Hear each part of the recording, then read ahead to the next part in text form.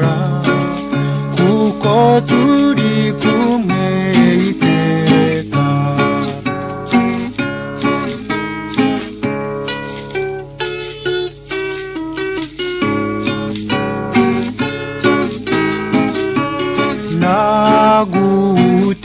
Nagutekeye divan nziza mu mutima ugukunda, nayitatse zahabu na diyama, byose ni ibyawe mukunzi.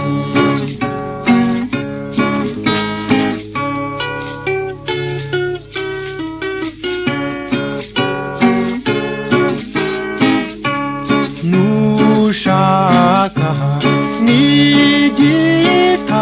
n'igitangaza nzagisaba nkibone, ntacyo ntazakora ngo ngushimishe, buzima Imana yampaye.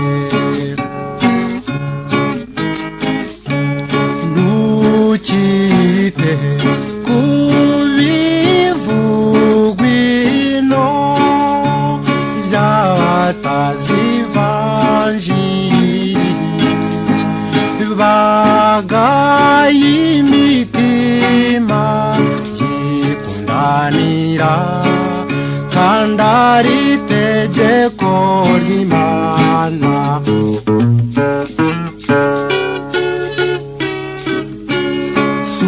Suguka habya byagitindi, uwanjarajimije, ntawabyumva uko birinda kakubura, nzajya mukunda nge